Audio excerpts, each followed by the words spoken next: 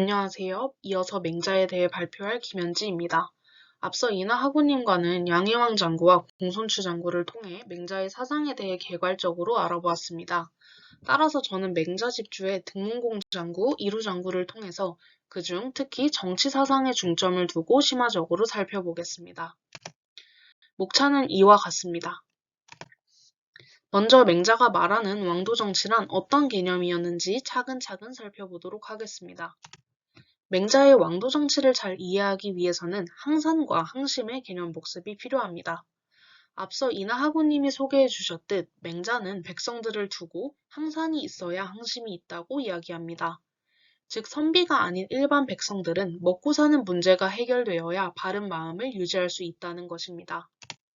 이런 까닭에 현명한 군주는 백성이 넉넉히 가족을 부양하고 흉년에도 죽음에서 벗어날 수 있도록 산업을 만들어준 뒤에야 그들을 선행에 나서게 한다고 덧붙였습니다. 정리해보자면 항산과 항심은 짝을 이루어 쓰이며 민생이 안정되어야 윤리적인 사회를 이룰 수 있다는 맹자의 정치 사상을 나타냅니다. 그렇기에 맹자는 백성들의 생계를 보장해주는 것이 왕도 정치의 근본임을 천명합니다. 이제 본격적으로 왕도 정치에 대해 살펴보려고 하는데요. 앞서 이나하구님과 덕치 그리고 인정으로서의 왕도 정치의 기본 개념에 대해서는 알아보았으니 저와는 왕도 정치의 구체적인 내용에 대해서 알아보겠습니다. 등문공장구와 이루장구에 제시된 왕도 정치의 내용에는 정전제와 대인과 소인의 분업이 있었습니다. 그중 정전제 먼저 살펴보겠습니다. 정전제는 앞서 말했던 항산과 항심의 개념을 바탕으로 백성들의 기본적인 생계와 경제 수준을 보장하기 위한 제도입니다. 정전제는 우물정자 모양으로 토지를 구획해서 8가구에게 테두리에 한 구획씩을 경작하게 하고 중앙에 한 구획을 공동으로 경작하게 하는 것을 말합니다. 이때 공동 경작한 수확물은 세금으로 내게 되고 각자 경작한 수확물은 각 가구에 수입이 됩니다. 그러므로 정전제는 생산량의 9분의 1을 세로 내는 세법이며 공동노동에 의한 협력을 바탕으로 백성들의 생계가 보장되는 세법이라는 점에서 의의가 있습니다. 다음으로 맹자는 군자와 소인의 분업 또한 왕도 정치의 내용으로 제시했습니다. 여기서는 군자의 개념이 무엇인지 그리고 군자와 소인을 나누는 기준, 분업의 내용에 대해 설명하겠습니다. 군자는 유학에서 제시하는 이상적인 인간상으로 타고난 본성을 손상시키지 않고 구현하여 내면의 덕에 의해 사는 사람입니다. 군자는 대인과 상호 교차적으로 사용할 수 있으며 맹자가 성선설을 주장했다는 점을 고려했을 때 군자 또는 대인의 본질은 타고난 선한 본성을 손상 없이 구현한다는 것에 있습니다.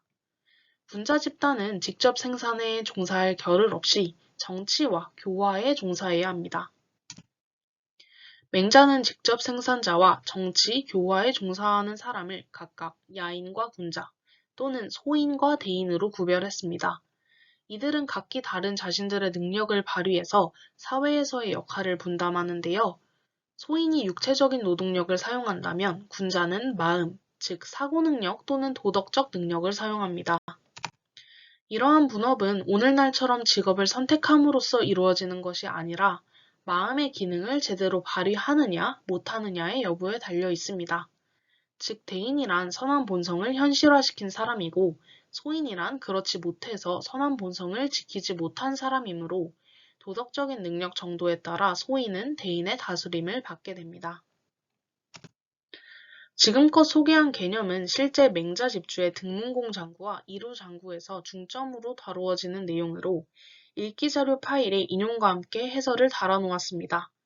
따라서 지금은 시간상 발표에서는 넘어가겠습니다. 이제 역성혁명에 대해 다루어 보겠습니다. 앞서 설명한 왕도 정치와는 대비되는 개념으로 무력을 사용하면서 인을 실천하는 것처럼 가장하는 패도 정치를 들 수 있었습니다. 여기서 흥미로운 점은 맹자가 혁명을 인정했다는 점입니다. 저와 함께 그 이유에 대해 살펴보겠습니다. 맹자가 생각하는 천자의 지위는 하늘과 백성의 승인을 얻어야 비로소 오를 수 있는 자리입니다.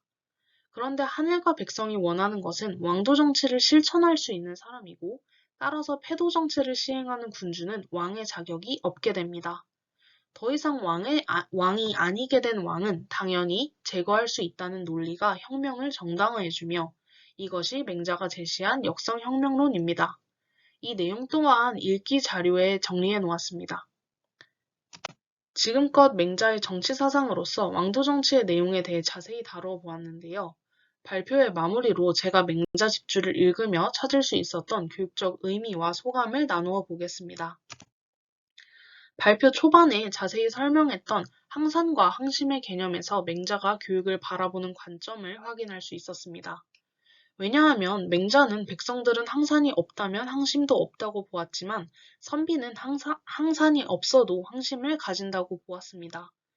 즉 교육받지 못한 일반 백성들은 올바른 마음을 유지하기 위해서는 먹고 사는 문제부터 해결되어야 한다고 보았던 것이지만 적어도 교육을 받은 선비들이라면 당연히 항심을 가지고 있어야 한다고 보았던 것입니다. 이를 교육을 보는 두 가지 관점에서 본다면 생업을 갖도록 가르치는 것이 교육의 시작이라면 교육의 궁극적인 도달점은 선비처럼 떳떳하고 바른 마음을 갖도록 하는 것이라 해석할 수 있습니다. 이는 현대의 교육에 적용해도 의미가 있다고 생각합니다.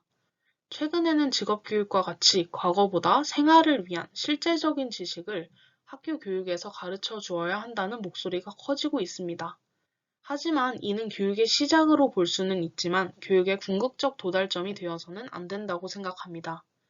맹자의 교육에 대한 시각처럼 교육의 최종적인 목표는 생업 종사를 더 잘할 수 있도록 돕는 것을 넘어서 인간을 인간답게 만드는 차원에서 있어야 하며 더불어 학문의 목적에 있어서도 학생들이 학업을 통해 성적을 내고 그 성적을 이용해 직업을 가지게 해주는 외재적인 측면을 넘어서 최종적으로는 견문을 넓히고 인격을 도야하는 내재적인 측면에서 학문을 추구해야 함을 다시 생각할 수 있었습니다.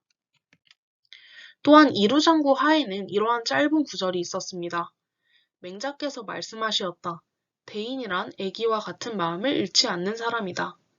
이것의 해석은 대인은 말이 신엄하고 행동이 일관된 결과를 산출하기에 앞서 마음이 어린애같이 순결한 인간이어야 한다는 것입니다.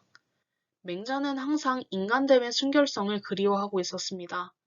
따라서 우리는 예비교사로서 학생들이 지닌 순결성의 가치를 높게 그리고 소중히 생각하고 이를 지켜줄 뿐 아니라 발전되게 만들어 이상적 인간상인 대인으로 자라날 수 있도록 교육시켜야 할 것이라고 느꼈습니다. 이상 발표 마치겠습니다. 감사합니다.